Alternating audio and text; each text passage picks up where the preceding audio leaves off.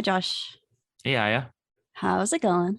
It's okay. I had like a really good weekend, like a great weekend Oh, good. What'd with you a do? kind of a sour ending note. I went on a writer's retreat for the Ooh. weekend with my good friend Jacob Tannenbaum, who I hope to get on this podcast sometime. Hmm. And yeah, he's one of my best friends, and he and I are writing partners. So we went on a little retreat to, I think it's Lake Arrowhead. What do you mean you think? You don't know where you went? We keep saying Lake Arrowhead, but I don't know if it's exactly where we were, so it doesn't matter. Okay. It was actually like it was up in like the mountains, and it was actually Ooh, icy and snowing up there. Well, it's not snowing, but there was snow and ice up there. weird. So being from LA and being able to drive an hour and a half and you know have ice around you is really interesting. That's very cool. I want to come visit. I don't know why you never invite me. I hate you so much. So anyway, we went up there with him and his dog, Sweetie, who was wonderful. Oh. And we just, we had like a wood fire, Mm. and it was just like a wonderful, relaxing time. And we wrote an entire episode of our TV show that we've been working on for years. That's awesome. I'm sorry. I'm laughing at my cat, not at you. I can There hear was your nothing cat. funny Your about cat that. is no, She's- your cat is responding to the story. I get it. Yeah. She's like very oh, she's gonna do a flip. Are you gonna do a flip? Oh, sorry. I thought she was gonna do a flip. I could turn the camera and see, but no. Okay. That's okay. I believe you. I'm sorry. So you wrote a whole episode of We wrote an entire episode of our TV show that we've been working on Mm. for quite a while now. There's four of us, but Jacob and I are the writers. Mm. We also write other stuff. We wrote a film called Active Shooter, which I've told you about as well. Oh yeah. I've been Yeah. meaning to watch that. You still haven't watched the short.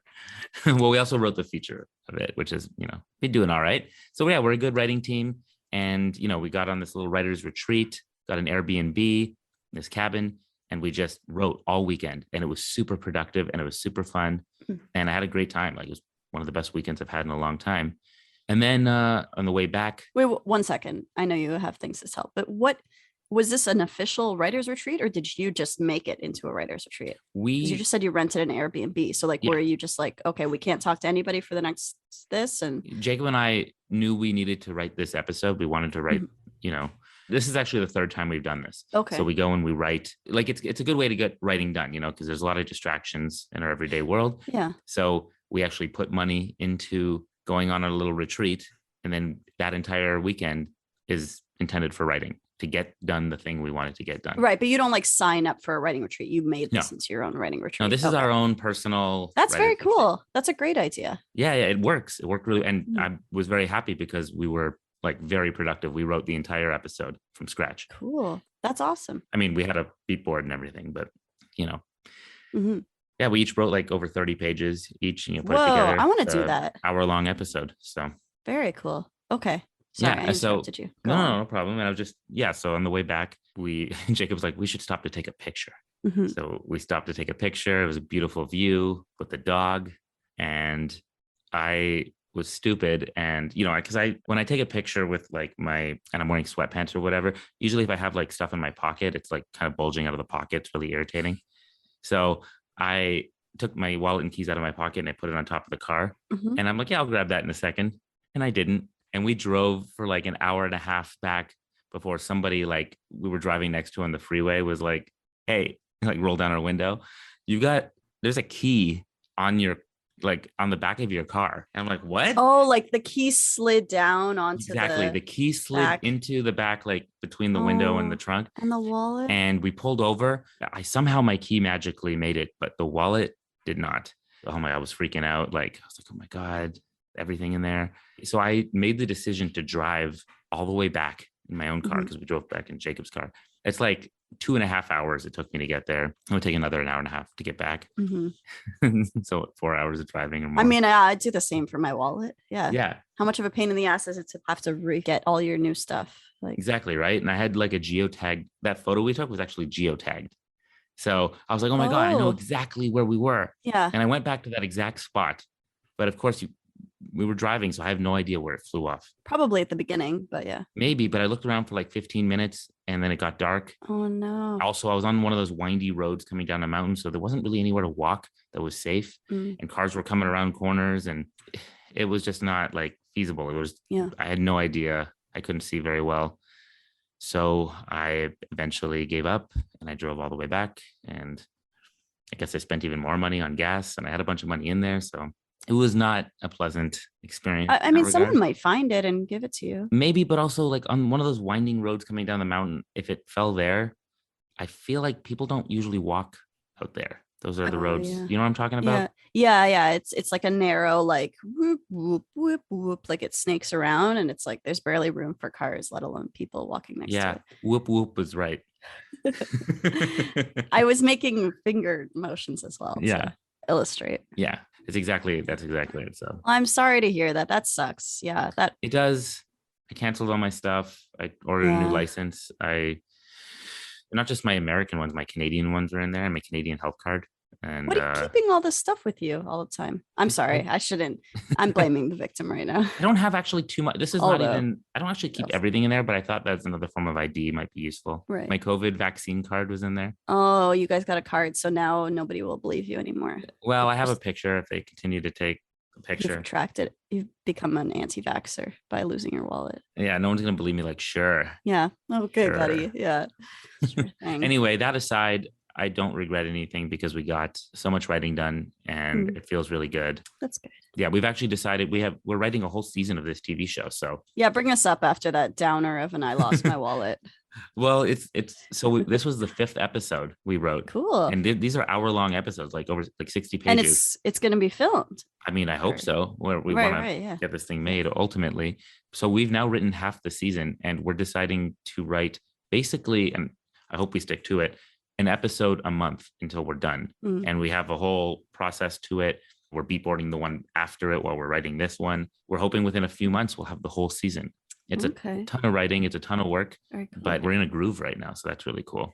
Very cool. One more question. What is the word beatboarding that you've used twice now? And I realized I don't know what you're saying. Oh, yeah. We kind of created it's like a visual like board, I guess you could say, where like a dream board. I don't know if it's a dream board. Like basically, writer's dream board. You have like colored boxes, and you can kind of visually put your scenes in order. You beat them out. It's called, right?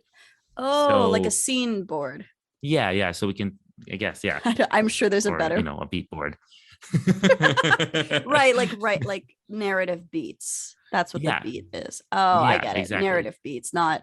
I was thinking like beatboxing, and I was like, guys, like you beatbox to get your ideas out. Like I don't know, maybe it's some kind of.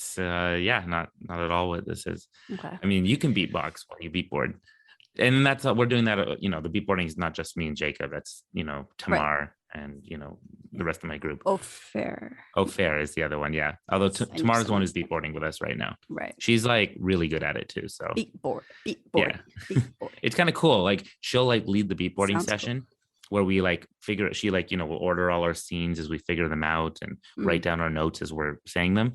She gives us, a nice colorful visual representation. Different storylines are in different colors.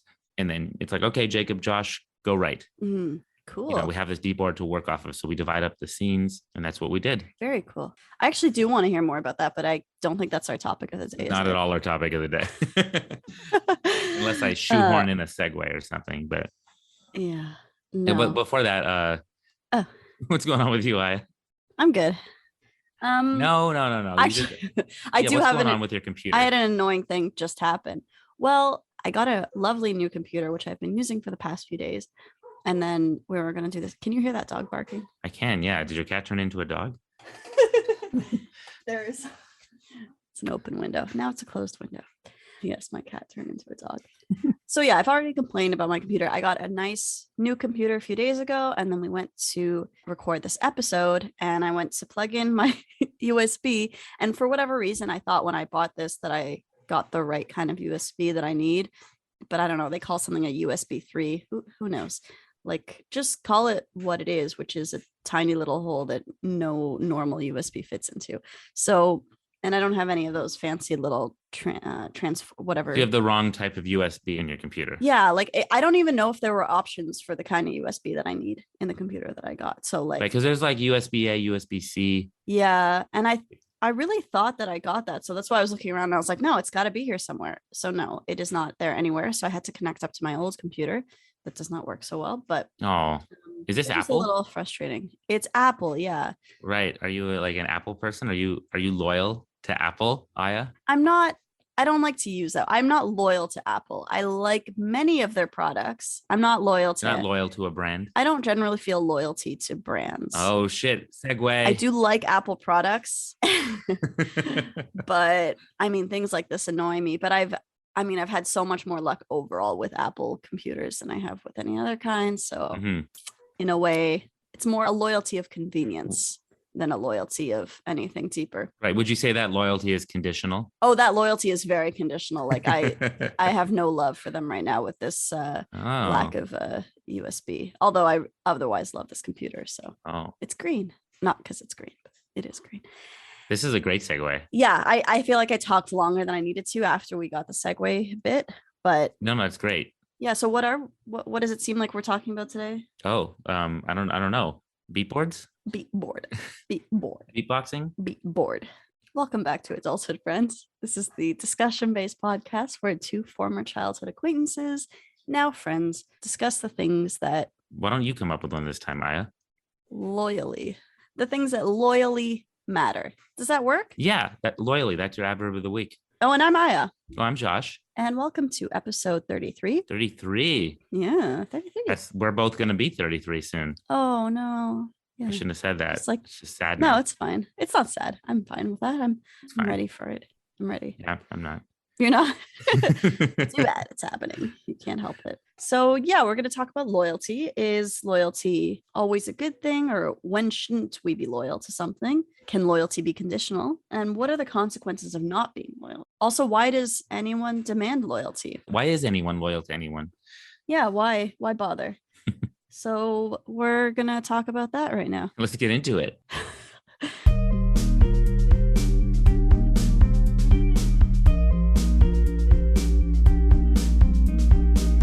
And we're back. So good to be back. Josh, you say that every time. It is. It's good to be back every single time. I don't want to be gone. You're so loyal to the way that we've done things in the past. I can see this is going to be a thing. It's going to be a thing. Yeah. What are some of the things that you can be loyal to? Things and people. Or you know what, Josh? Do you want to start us off with a little definition here? Oh my God. Do I get to do the definition this time? I think it's time for you to do the definition. Okay. Well, partly because this computer can't do more than one thing at once. So. Oh, you and your computer. So sad. That's what happens when you're loyal to the wrong brand or any brand. I'm not loyal. That's what you just said. Okay. Well, I found a good Wikipedia definition here, so I'm just going to go with that. This is why I usually do the definitions. Oh, you find like something better? I find something a little better than Wikipedia, but that's what happens. You come to me for a definition, you're going to get like Wikipedia. That's fine. You know what? Lay it on me. All right. So loyalty in general use is a devotion and faithfulness to a nation, cause, philosophy, country, group, or person. And it also notes that philosophers disagree on what can be an object of loyalty, as some argue that loyalty is strictly interpersonal and only another human being can be the object of loyalty. Who says that? And then there's also a definition of loyalty in law and political science, which is the fidelity of an individual to a nation, either one's nation of birth or one's declared home nation by oath, naturalization. Okay, too many things there, but I'm going to take the beginning part of it. Who are these philosophers that say can only be a person? I think that's, dumb. Like whoever they are, they're stupid. Usually I'd be like, who knows? They're just saying philosophers, but it's Wikipedia. So I could click on the word philosophers here. It says a philosopher is someone who practices philosophy. Yeah, it's going to give you, Josh, it's going to give you a definition. If you're clicking on the word, no, there should be like a little number. Is there not a little number next to it that shows not next to which philosophers? Not next. They're just to saying that some one. Philosophers. There's a number next to the first part, but not to that. No, but I'm sure as we go, if you read the whole Wikipedia page, which none of us did. I feel like that's just the Wikipedia writer being like, I'm a philosopher and I think it's only for interpersonal. And then they just wrote some philosophers and didn't cite anything. And then that's it. Yeah. So that's our definition. Good job. Well done. Sorry that I shat on you the entire time. Okay, so we got some things there. Some things you can be loyal to in terms of interpersonal relationships, family, friends, a partner. You know, there's stuff like in what's that movie, The Godfather, where they've got like, the family, like organized crime. Yeah. A gang or a mafia. Yeah, a gang, a crime family. It's funny because that TV show that I'm working on has kind of got that element, and Oh, does it? we're just talking about that, but I digress. You sure do. you can be loyal to a sports team, a political party, a country, a brand. Brand, A brand. like you are with Apple. I'm not, for the fifth time. I'm not loyal to Apple. It's convenient most of the time. Are there any brands that you're loyal to, Aya? Brands? You're like, no matter what, this is my brand. I'm not really a brand person. Like, unless I feel some brand really like stands for something, but I can't think of any that do. Don't really. Yeah. I think brands are difficult because behind them, there's always just someone trying to make money. Exactly. Yeah. And it's hard to be loyal to that. So what is it easier to be loyal to then? You're saying there's something like negative behind it. There's something not very genuine or purpose, that has like a good purpose behind it or meaningful one. So when does something, whether it's a person or anything, when is it good to be loyal then? Well, I think there's a kind of trust that has to be there before there can be any kind of loyalty. Mm-hmm.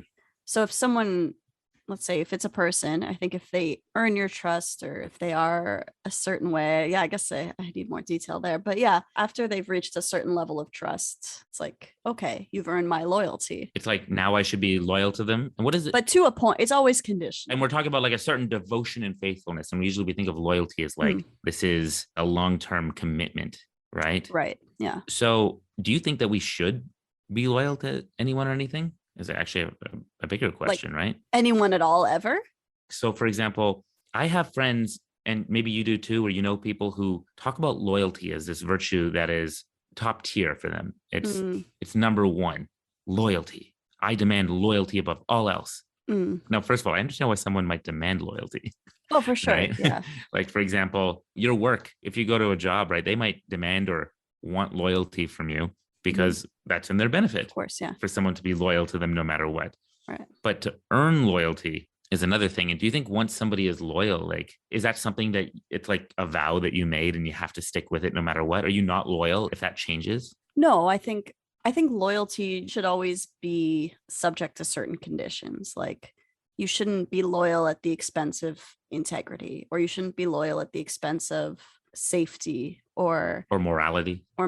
Yeah, exactly. Like, it's just an example. If you find out your brother killed someone, what do? Are you loyal to your brother, or would you hide the body with your partner? Yeah, would you? Exactly. Like, I mean, theoretically, that's what loyalty is asking for. Yeah. Right. So, I mean, yeah. So it's conditional for you. It's conditional. Yeah, of course. Yeah. It is conditional. It's also conditional. I mean, we mentioned cats and dogs earlier, and I get told, at least by my family, like, dogs are so loyal though. Cats aren't loyal. And I was like, cats can be loyal, but they're more selective about it. So, like, they're conditionally loyal. And I don't think that's a bad thing. Like, yeah, you could like abuse a dog and it'll still be loyal to you. Exactly. That's exactly what I was going to say. Like, it's an unfortunate side effect of loyalty that sometimes, dogs end up in very abusive situations. Just like people who are loyal can often end up in, and it's not to say don't be loyal. It's just to say don't be loyal at the expense of something that you should value more than loyalty, like your own well-being or your morality. Things like that. Yeah. I agree with you so much, Aya. Oh, that's nice. But I feel like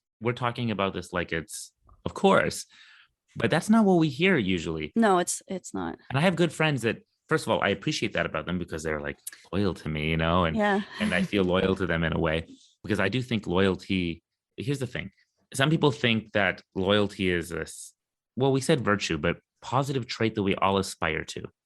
I don't. That we should aspire to loyalty. Loyalty is wonderful. Like, you should aspire to be a loyal person. People love hearing about loyal people, but like, again, loyal to who and to what? And it's possible that someone can earn that loyalty and then betray it. Right. Yeah. And if someone betrays your loyalty, should you still be loyal to them? Are you a worse person if you don't keep that quote unquote vow that you made? Yeah. I would like to say that some loyalty is good. I know I'm enjoying shitting on loyalty, but some loyalty is important, and some, of course, kind of, it just has to be earned. It has to be and earned, maintained. or you can start at a level of loyalty. So, for example, I use the example of if you find out that your sibling has murdered someone, what do? But before it gets to that kind of extreme, I don't think there's anything wrong with having a sense of loyalty for close family or for your good friends, just as a baseline, even if they haven't necessarily quote unquote earned it yet, like that. they haven't unearned it yet, right? They just get it by default. Yeah. I don't think that's a bad thing, right? I mean, it can be part of being a trustworthy person, a person that people know they can rely on if they need it. That can be a very good thing.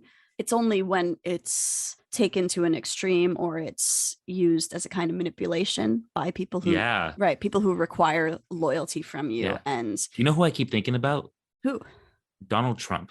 I don't get that one. Yeah. You don't know what I'm talking about? Because I like don't know. Donald Trump is one of those people who demands loyalty. He says loyalty is this, he always talks about loyalty as he's so loyal. I love him. He's such a I demand loyalty. He's such a slime ball that I can't see like no, but that's the thing. It seems crazy to have a person like that demanding loyalty when what is he loyal to other than himself? That's the thing. He demands loyalty, and there are people who are so loyal to him, but he betrays it constantly. Right. The moment it's not in his interest, he doesn't stick with somebody or stick by somebody. Like, here's where I think loyalty can be a good thing and why people value loyalty. If someone does earn your loyalty, let's say you really are loyal to a friend of yours who's done amazing things for you, but now in the public image, there's some reason that people are calling for them to maybe step down from their work, or maybe they think somebody else is better for this position, or other people are calling for this, right? But, they didn't do anything bad. There's just some public perceived sentiment. Okay. And maybe it's good for you, maybe even for your business or whatever it is,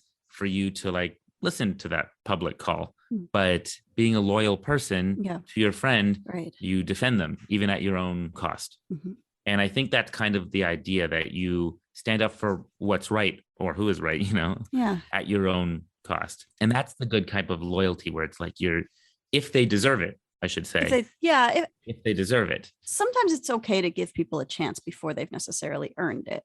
Yeah, but that's not the same. Well, giving someone a chance is not necessarily the same, is it? Well, I mean, okay. For example, take me and you. So I've known you we've known each other since we were really little kids. Really little. Really, really little. So small. Soon it's going to be from 3 to 33. Oh, yeah. Yeah. So does that inspire a sense of loyalty? Again, it's weird. I feel like we should have brought somebody on this episode who they're all about loyalty. And I have good friends who are like that, and they would tell you why. But then we wouldn't have time, because they'd be like talking about how great it is to be loyal all the time. I feel loyal to people who are, one, good and have that sense themselves. That's the problem with the Donald Trump thing. People are loyal to him, but he doesn't show any loyalty himself. He's more of a brand. In my mind, he's more of like being loyal to a company than being loyal to a person, right? Because they're loyal to the Trump brand. Yeah, because he's not like a moral human being. Exactly. That's the thing. We're talking about brand. Like, people get loyal to political parties. And I think it's okay to be loyal to a person if they earn it. But I think there are some dangerous things to be loyal to. I don't think anybody should be loyal to a party, because parties, companies, brands, like, they can change what they are. Right. And therefore, what are you loyal to then? Right. The name? What you should be loyal to maybe is the underlying cause. Like, I think it's good to be loyal to a cause. You can be loyal to wanting to, save the planet. Right. That's a noble cause. Help the animals, help the environment. You can be loyal to that cause. And, some people, here's an example. You're running a company, you're making a lot of money off of something that's like polluting the environment. And you realize, I believe in helping the environment, even though it's going to cost me money, I'm going to change things up to help the environment. That's being loyal to a cause. And I think that's a good thing. But being loyal to like a party, it's kind of like I guess it's not exactly like being loyal to a sports team, because there's no real harm in being loyal to a sports team. But the idea is the same. It's a group of people that is often changing, right? Like, yeah, exactly. Like, some people are loyal to a team that isn't even the team it was before. Yeah. Like, it's interesting when you look at the two parties in the United States, the Republicans and the Democrats. The Republicans used to be the more liberal party, and the Democrats used to be the more conservative party. Oh, I didn't know that. Yeah, they like switched at one point. Weird. Yeah. Were they just like, I don't like this name, let's switch? Or is it just like a slow evolution? It was just they just kind of shifted. It's usually because whoever the representative is leads the party down a certain path. Do you think Donald Trump is leading the party down a path of conservatism, or was he? Wouldn't even call that conservatism. It's something else, something worse. Trumpism, exactly. I'm so tired of hearing about stupid Trump. Okay. I know. I'm sorry that I brought him up, but it's a good example of misplaced loyalty, in my opinion. Right. Misplaced loyalty. Yeah. Do you believe that for there to be loyalty, there has to be love? Oh, that's a good question. Yeah, I just hit you with a shocker right there. Yeah. No. No, right? No. I don't think that has to be love. I think there does have to be trust. there has to be a trust that both of you want what is best for each other. For you to maintain your loyalty, yes. But do you think for anybody? Oh, for anybody, like in general, where people place their loyalty, if it's always based on love? Yeah, like, do you believe that I think there's lots of reasons people put their loyalty into things, and I don't think it's always love. What are some of those reasons? Well, I think there's kind of an admiration potentially. So, I mean, what you're saying with Trump, what we're saying even with the brands, like often people subscribing, is that the right word? Like people, subscribing to an ideology or identifying with a brand and being loyal to that brand is more about them wanting to be the kind of person who is connected to that thing than to that brand or to that person than it is about love or trust or anything like that. It often starts with love or trust, right? It starts with this idea that might be there, but loyalty can maybe can kind of go beyond. The idea of loyalty is, even if that's gone, when that's gone, will you still be? Right. I think healthier loyalty, better forms of loyalty are based in love and trust and all of those other higher noble qualities, Yeah, but misplaced loyalty is when you stick around long past the due date. Right. Yes. So the person that stays with their abusive husband because, they made their vows years ago and they're a loyal person no matter what. People sometimes stand up even for their parents or their children when they really shouldn't. Like, yeah, I agree. And like, when people are getting married, there's those marriage vows, like in sickness and in health. Yeah. I will stand by you or whatever it is. Yeah. Ew. I think they should add like a clause in there, except if you like fucking beat me, then no. I mean, there should be so many clauses in there, like, unless you beat me, unless you cheat on me, unless you're just like generally a dick. Yeah. I have a friend right now who's like still insanely loyal to his marriage. I mean, I'm hoping that's cracking, but like it's abusive. It's emotionally abusive. Josh, what kind of a friend are you hoping that this guy's loyalty is cracking? I'm hoping he gets a divorce. I'll say it right here. Okay. I hope he gets a divorce because I think it's unhealthy and it's toxic and it's led him to like terrible, dark, suicidal thoughts. Like at that point, question your loyalty. Yeah. I think one should question their loyalty when it's not, okay. There's two things. When it's not benefiting you, that's not necessarily the reason to question your loyalty. If it's not benefiting you financially, no, there's better reasons to maintain your loyalty, trust and love and all those things, doing what's right, the cause. But when it's actually toxic to you and when the person or place or thing you're being loyal to betrays that loyalty, I'm sorry, it goes both ways. When it's only loyalty for loyalty's sake, that's like just to say, no, I have to be loyal. Because you believe in the idea of loyalty itself. Right. That's the issue. It's ridiculous. Because it can be toxic, like what you're saying, or it can be manipulative, or it can be because people can call in loyalty very easily saying like, let's say I ask you for something that you can't give or that you're like, what the fuck? And you're like, oh, I can't do that. I'll be like, man, come on. Like, I've known you forever. We've known each other since we were 3 years old. We grew up together. Yeah. That's a manipulation of it is what should be. There's an unwritten contract in there a little bit too. Like, yeah, I'll be loyal to the idea of the person that I think I know, right? I'm loyal to the version of Aya that doesn't murder people. But as soon as Aya is like, Josh, I murdered somebody, I need you to just help me hide this body, no questions asked.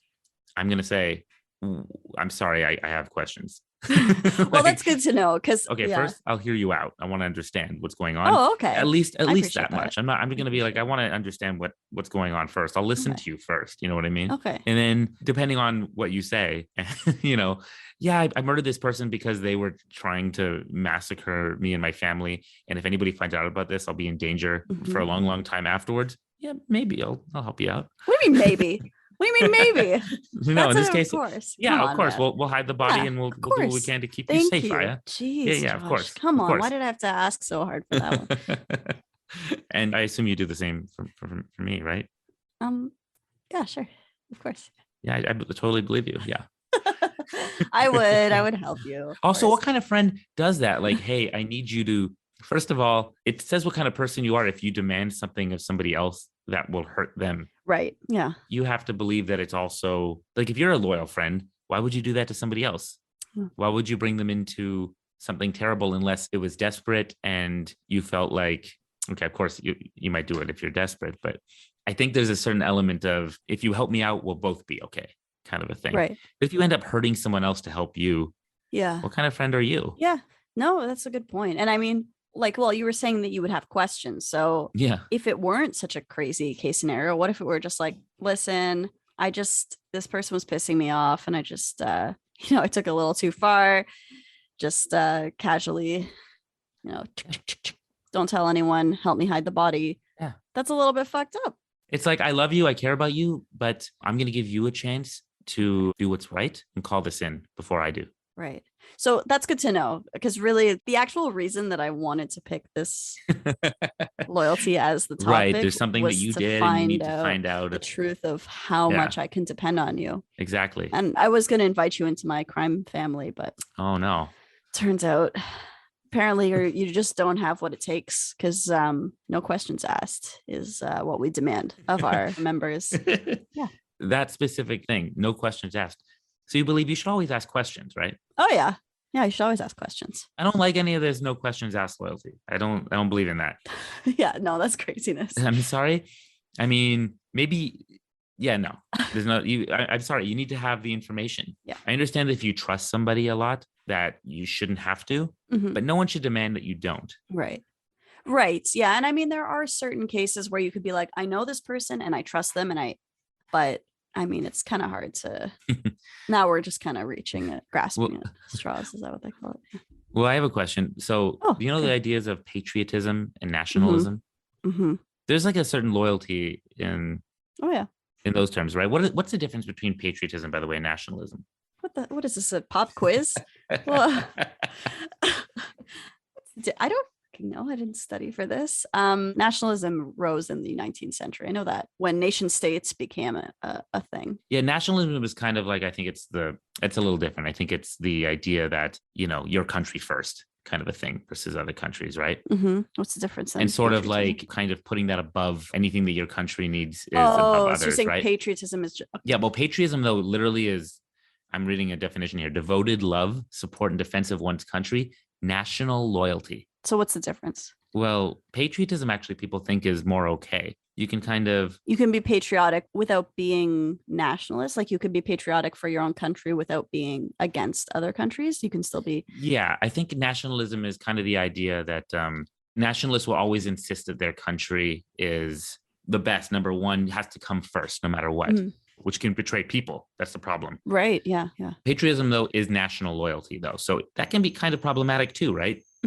I mean, it's so close to nationalism, I can barely see the difference. I think patriotism is more of a national pride. Okay. I'm not that into that either, but okay. Okay. So yeah, I don't know if I'm totally into that. Are you a patriot, Josh? I'm proud. Like I said, it's all conditional. I'm proud when. Of which country? Huh? I'm a dual citizen. That's true. I'm proud of either country. Traitor.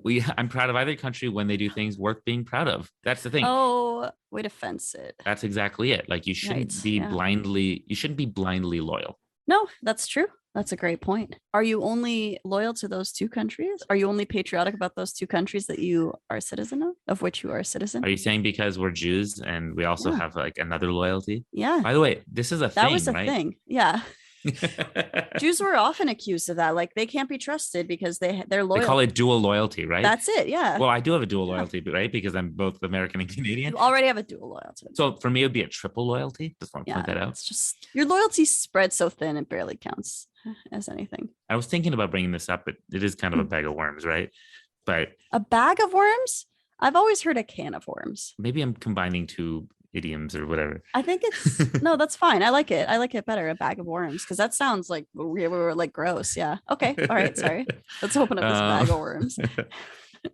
Yeah, I'm gonna rip open a bag of worms instead of a can of worms. Ew, yeah. Gross. I would not reuse a can opener that was used on a can of worms. Okay, I'm sorry. Actually, this patriotism versus nationalism thing kind of applies here too, because there's a difference again between having a certain pride. Like, are you proud of your history and your culture and things like that? Yeah, there's lots to be proud of. I think I even mentioned on this podcast before, I have pride in that. But am I blindly loyal to everything?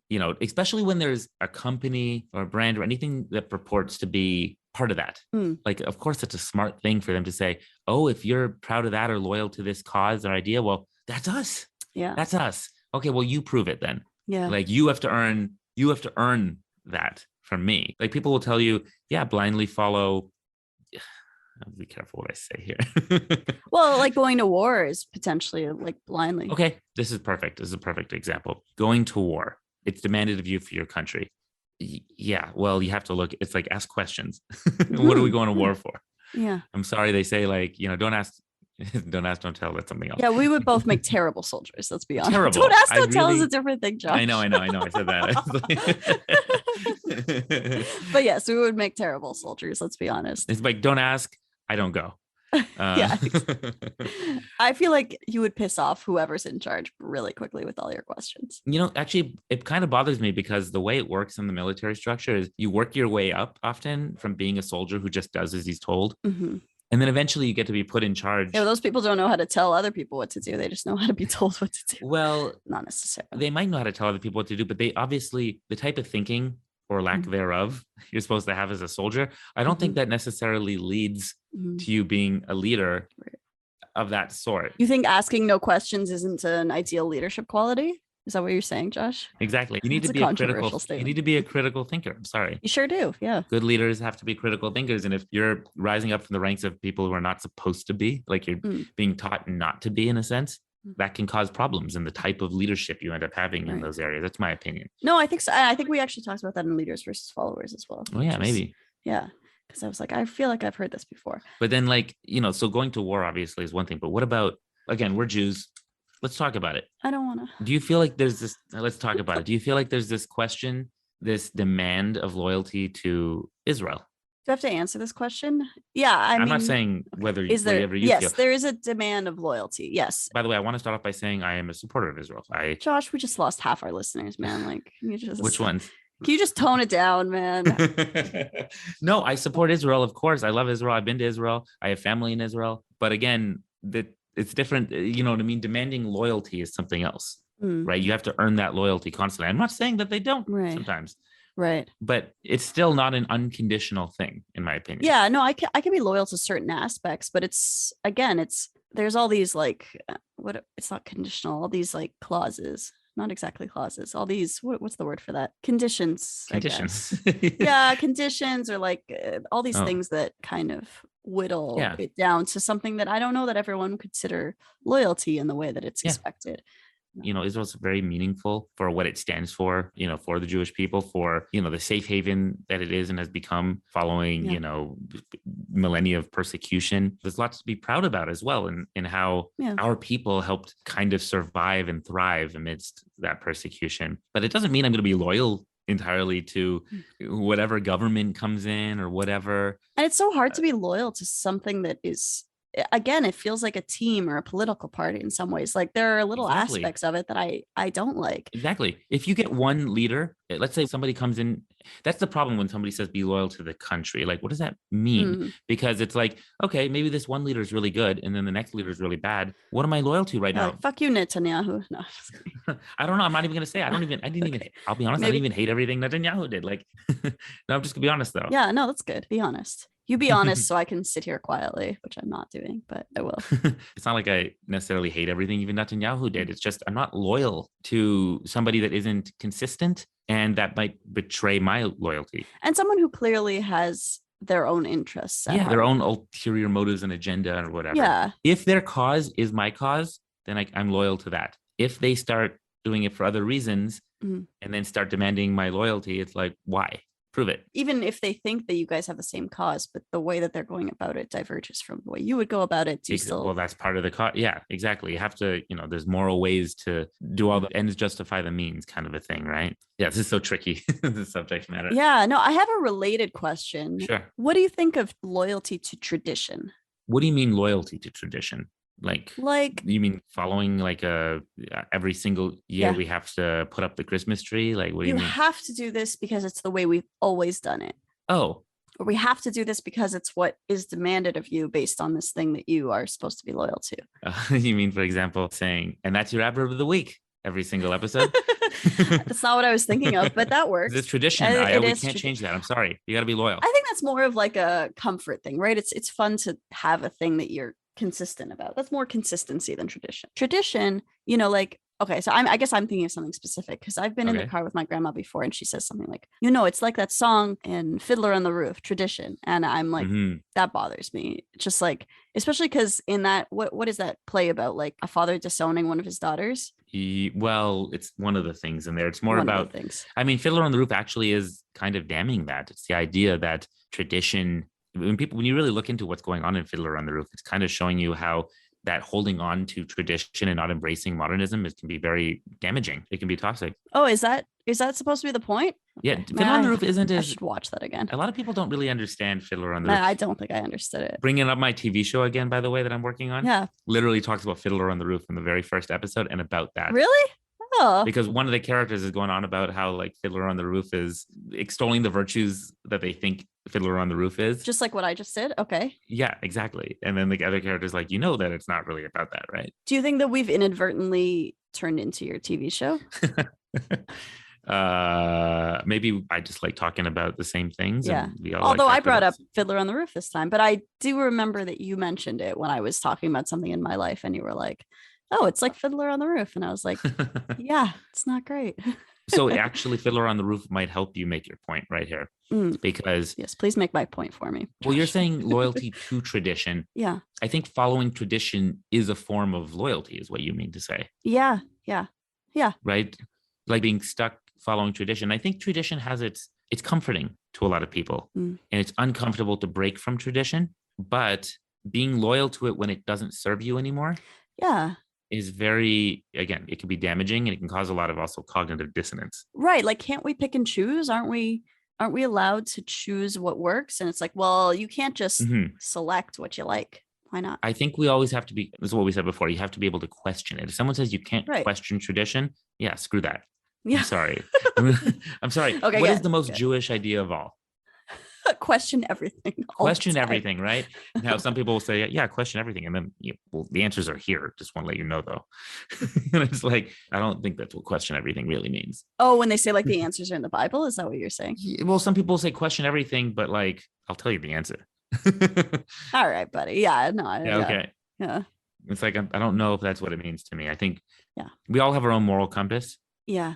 And we have to be allowed to, we can't have somebody kind of goad us into not following it by using these like, it's tradition. Right. Or this is your party. No matter what, you have faith in this party. Another idea of that loyalty is like, they tell you to have faith, to kind of to string your loyalty along. It's like, no, ask questions, no matter what. Yeah.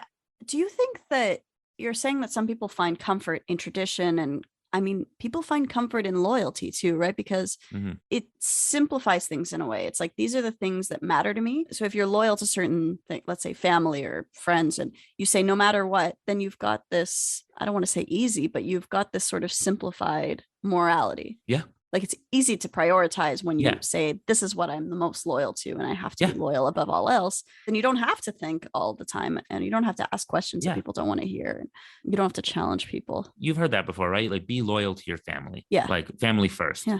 Yeah. I mean, you might as well be saying country first or be loyal to your country. Like, I'm sorry, your family has to earn it too. If your parents are abusive, you don't have to be loyal to them. Yeah. You don't have to be loyal to anybody. Yeah. Loyalty is conditional. I think that's kind of our point we want to make here. Yeah. And that includes your family. And if somebody feels like when someone makes you feel bad, like you're betraying your family by not being loyal to them right now. There's a lot of people out there that have this, like, they're just kind of depressed and upset because they feel like they're not, living up to what their family wants from them, and they're betraying their family, not being loyal to them. Like, no, don't worry about it. Like, your family, they're just people too. I'm sorry. Like, it's cool that you have it. If your family does it right, they can be a really great source of love and comfort and trust, and you can all lean on each other and depend on each other. But if they're not there for you, like truly there for you in all ways, not just physically, but mentally, emotionally, you don't owe them anything. Yeah. I believe that. I agree with you. And I think I like that you're saying these things, because I would like to point out that we're kind of saying this, like, of course, just like, don't worry about it. People don't. It's really hard. Yeah. It's hard to do too. Like, I mean, how long did it take you to reach that conclusion, Josh? Did you feel that way as a kid? Like, oh, I don't owe anyone anything. I'm in a unique circumstance or position there because, as you know, my mother passed when I was 16. Yeah. I mean, I've talked about this before, but like, my mother was not the nicest person. I did obviously as a small child feel like I needed to, as a kid, that's what you believe, Yeah. right? You need to be kind of loyal to your parents and family. But I think I learned earlier than others that maybe it has to do with her passing and stuff, and me being able to really look at things critically, that, yeah, I don't, if you're not being treated right, you don't have to maintain that loyalty. But that's, I learned that so early, I feel. And yet there's still people at my age or older who have never, they don't see that. Yeah. You know, family, it's like holy. As soon as somebody tells you something is holy, it's almost religious. Like, Yeah, it's sacred. It's sacred, right? It's like we talked about the sanctity of life and the whole abortion argument, right? Like, oh, life is sacred. And once they believe that, then suddenly it starts becoming illogical to stand up for something that you've defined as life. Right. Even though it's not really life, and it shouldn't overtake a life that's already there or that life's decision. So in the same way with your family and everything, if somebody says loyalty to your family is sacred, it's like that can get really, really toxic if it's not a two-way street. Yeah. Well, you're saying that you learned it early, and yeah, you did learn it early in comparison to most people, but you're saying you learned it when you were 16 and your mom passed? It's hard to, it's not like I can just pick a point where I learned sorry, it. I wish I could, because like, it's whenever I started to critically think about the ways in which our parents aren't perfect and they're just people too. And also like, what is a family and a family unit? I used to have so much pride in like my family unit. I used to think, oh, like 3 brothers and their parents and a cat. And we have this like cool family unit. I was the oldest. We're all close in age. I don't know why there was all this pride in this unit that we had. And even though looking back, I was miserable a lot. I was miserable a lot because our family was quite dysfunctional. And I mean, dysfunction is normal, but I mean, you know, kind of toxically dysfunctional at times. So the moment I started to see, or the moments I started to see that was kind of just in my head. Sometimes you're loyal to it because that's what you want. You want to believe that you have that. So you're loyal to the idea, but not the reality. Yeah, that's a great way of putting it. What about you? Okay, I think we're running out of time now. I'm not asking if you're loyal to your family. I know you love your family. Ask me a more specific question. Oh, like when did I realize that loyalty should be conditional? Is conditional? It's not. I should have thought of that before I asked you. I feel like, yeah, again, like you said, it's not a specific time. I think like part of it is just realizing that what people are asking of you sometimes is unfair, or they're asking more than anyone should have to give. Yeah. I think that's when it kind of, like you said, and I think it's not so much a realization as just kind of something chipping away at what my idea of what it is to be loyal was. And like, why are you being loyal, or why are you feeling this obligation? Is it just an obligation now that you feel that you have to do for some unknown reason? Yeah, it's not so much that it suddenly changed, but more that just living and dealing with people's expectations from you that were not necessarily for your benefit, but for theirs, or for what they thought was what you should That's a big thing. do. Yeah. Is what people are asking of you, are they at all considering you? Yeah. Because they're asking you to consider them. So you have to ask, do they consider me either in this moment or generally? Is it a fair thing to ask with that in mind? Yeah, that's a key question. Is what they're asking of me. And they might say, or they might think that it's in your best interest, but you reach an age where that's no longer, it's up to you, someone else's choice, right? Yeah. You don't have to be loyal to somebody else's choices about you. Yeah. If they're like, trust me on this. And easier said than done. All of this is easier said than done, right? Like, of course. Yeah. You make me think of, I don't know how much I should go into this, but like my ex-girlfriend, actually, I think that was a big issue. And I think she was younger. She was younger than me. And maybe I had it in my mind because you can realize these things at a young age. I expect everybody else to also be there. But, you know, as if you said, people cannot realize this for their entire lives, I think. Yeah. And I just remember like she was loyal to her family, I thought, to a fault. And again, her family they're good people. It wasn't about that. But the family had there were priorities as a family that were kind of decided for her. Right. You know, and when your family decides something, like as if this is it's weird. It's like a government within a government. Yeah. A lot of families are like this, where we've decided as a family. It's like, I didn't decide. Yeah. It's like, what is it? Because families are kind of dictatorships. Rotating dictatorships. Oh my God, don't bring that up. No, you're right. And I mean, I'm saying they're dictatorships, but like, it's weird. You ever feel like you enter your house and you're in another country with its own rules, and then you exit the house and you're like, that's only in there. I can go out into the world. Like I don't, but Mm. people get kind of, and I think this is what it gets toxic. It's when you take that with you. Some people will take that with them. They get sucked into thinking that that is the world. Mm. And that happens in toxic relationships as well, Mhm. right? It's like, you can leave that guy. Just Yeah. walk away. Go live here. You don't need to stick around and be in that abusive situation. You can, I understand when people feel a commitment and it's difficult, right? Like some people, their loyalty is, let's say, to their family, and it's right. Their parents were really good to them and all this stuff, and now their parents are suffering and they need to take care of them, but they also have dreams and hopes of their own, and they feel this like tug of pull of doing what I want to do at this time of my life, but also helping people who helped me.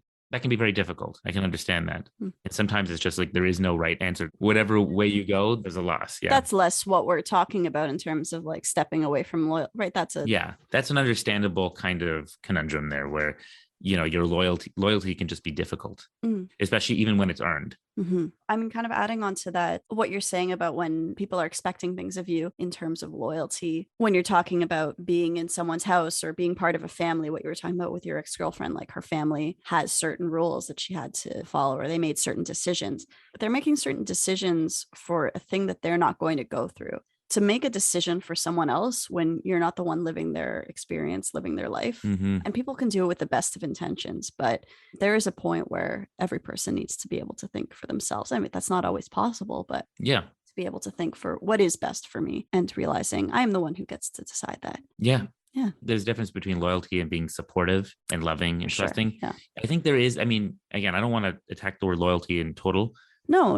I think sometimes there is attached to that this lifelong vow aspect, this no matter what aspect. But if the thing or person you're loyal to becomes different, transforms into something that wasn't what you were loyal to them before, that's not the vow or promise you made. Now, I understand that's up to you though, right? Like, for example, if you're supporting somebody and they fall into drugs or alcoholism and they become difficult in some way, or they end up, okay, that's a choice though. You can choose to be loyal through that because you have hope that you can get them out of that and help, right? But there is a point where if that seems like they've now changed, they've turned into something else that isn't what you were loyal to, then they've betrayed your loyalty. Like we just said, it's a two-way street. So ditch your friends as soon as they have problems. No, that's not what I'm saying. I'm saying not what we're saying at all. Yeah. No. That's fine. I know that's not what you're saying. I'm sure there's other podcasts extolling the virtues of loyalty and how important it is. And I'm sure there are others pointing out the pitfalls of it. Like, I don't know. I don't hear it enough. I honestly don't. Well, now you're hearing it. You're hearing it here on Adulthood Friends. I've heard people talk about misplaced loyalty, but the idea that your loyalty should stop at some point I haven't heard that as much. Okay. The idea that maybe it was worth being loyal to that before. Right. But it's different. Maybe the party has changed. Maybe the person has changed. Maybe the country has changed. Yeah. Whatever it might be. Maybe you've changed. Maybe maybe your own values have changed. Yeah. And of course, I can always, you can lose the loyalty for somebody. And if they change back, then okay, you can be loyal again. But if that's not loyalty, I don't know what to tell you. If loyalty is a no matter what, don't ask questions sort of thing, then Adulthood Friends is standing for that. Obviously, being seen as a loyal person can be good and useful for you, right? You can get hired onto jobs and in companies or whatever. So trick people into thinking that you're loyal, but don't actually be loyal. Is that the message we want to leave? No. I just think that you can be perceived to be loyal, and honestly so, if you have shown commitment to something that deserves it. Right. If someone though looks at you as having broken your commitment, and that means you're not loyal, and didn't look at why. Right. Like if somebody's like, I don't know if I can hire this person into our party because, they were loyal to Donald Trump and then they like sold him out. It's like, well, what did Donald Trump do? Or like, I don't want to date this divorced person because they promised their love to someone already. And now what did they turn their back on? Exactly. That's a perfect, although on the other hand, though, if someone has repeated divorces, it is worth looking into why. I'm not saying don't ask questions. I'm saying ask questions and consider the answers. Yeah. Yeah. So we should point out that there are consequences of not being loyal, right? I mean, like anything that's a valued trait in society, if you don't seem to be following that, then there are some places where loyalty will be, or not seeming like a loyal person might get you into trouble. But you're talking about perceived loyalty, right? Yeah. What about the good kind of loyalty? Good kind of loyalty. What do you mean? I'm basically saying, like, if you break a certain trust with somebody. If you break a trust for no good reason. Yeah. Well, then I would then you're showing that you're not trustworthy. That's different. Your loyalty should be conditional, but if it's only conditional on what works for you and what you're using other people, like, one of the examples I was thinking of when I was thinking of like why loyalty can be a good thing or some loyalty is important was like, I've been watching Game of Thrones, and like there are some characters that operate completely independently of any kind of loyalty. And I think it's no honor. There's no honor. Yeah. It's got no honor. There's no honor there. Like that's just it's kind of despicable. Like you look like you can understand, okay, they had a hard life. This is a tough world, but they're not the characters that you're rooting for. The characters you're rooting for are the ones who have loyalty to certain people and selective loyalty, but or basically that they're capable of it. Yeah, they're capable of loyalty when it's deserved or earned. Like when we see somebody, especially when somebody does it first, like, hey, I'm putting it out here. I'm going to be trusting you. Yeah. I hope you can return the favor. And if the other person betrays them, it's like, come on, man. I can't believe you did that. Oh, like when Rob sends. Are we going to spoil Game of Thrones for anybody? Spoil? It's been out for so long. You never know. Fine. We'll specify. We'll have one episode that's all about spoilers, in which I will include spoilers. Oh my God, we can talk about spoilers in an episode, which, by the way, better not spoil anything for me. We should, yes. I know it's one of your things. I won't. Pet peeves, when we do pet peeves. I think that'll be the whole pet peeve. Okay. I guess I'll just wrap by saying this. Like, I work in an industry, the entertainment film industry, art. I'll give an example. Like I'm writing the show that I brought up at the beginning. I like how this has become a good through line for us. Yeah. It's been a through line. I don't know if it's good. No, it's been great. No, it's good. I didn't mean to roll my eyes there. This show that I've been working on, I told you I'm working in a group of 4. This happens all the time, right? Like people work on something together. They make a lot of promises to each other. We're going to work together. We're going to do it this way, to do it that way. And then somebody comes along and says, all right, here's the deal. And like half the people are going to get what they want and half aren't. What do you do? Mm-hmm. Do you go for what's best for you? Do you stick with the people around you when you made certain deals? Obviously, we're trying to work with people that we feel are loyal to their promises, especially if they kept up their end of the bargain. Everybody up to a certain point actually doing what they said they would do. At that point, I'm so sorry. I just thought about you're a no burper, how you can't burp. Yeah. Because I was going to say, like, you look like you need to burp. And then I was like, he can't. And then I started laughing at my own joke in there. That was so in your own head. You're right. I can't burp and it's tragic. Anyway, as I was casually telling you, it's very important I do believe in sticking by your word, especially when other people stick by theirs. And if something changes, the best way to go about it, if you think that something might not serve you, but you made a promise and you kind of want to remain loyal, if you're talking to someone who's of, fair mind, you can explain your position. Yeah. You can tell them what you feel may or may not benefit you. And, hopefully say like, I'm not going to, I made a commitment, whatever that is, I am loyal, but understand my position and maybe there's a way we can work this out. Yeah. Solid advice. This has been another episode of Adulthood Friends. Thanks for listening. And if you enjoyed this, please follow us on various social media platforms. We're available everywhere: Spotify, Apple Podcasts, Google Podcasts, Overcast, and other, which does actually show up as one of the main places people listen to us. So if you're listening on other, you just keep listening on other. Also follow us on Facebook. Oh, right. Yeah. Like us, etc. Liking and following are 2 separate things. So I suggest doing both. Unless you really don't want to hear about stuff from us that you could just like. Yeah. Or you can mute us, I guess, because we post a lot, but we don't post that much. All we ask from you is your loyalty. Yeah. Just unquestioning loyalty. Okay, guys, just be loyal. We demand it, actually. Yeah. Yeah. And if you aren't loyal, then you're a bad person, naturally. Right. Of course. Yeah. It doesn't matter if our podcast changes from what you thought it was in the first place. We demand that you stick with us no matter what, because that's what it means to be a good, loyal person. Yeah. On an unrelated note, this will be my last episode. Just kidding. I'm here. How do we usually end this thing? I don't know. I don't like when we ask how we end it. I think we should just start ending it that way. Just like, really? While we're blah, blah, blah. Yeah, because we ask, how do we usually end this thing? I've heard feedback where that's not. Feedback? Yeah. I don't know. I feel like we should be loyal to the tradition. Well, the tradition is that we cut each other off, not necessarily. I'm pretty sure every single time we've said, how do we end this thing? There have been times when we don't, and it's...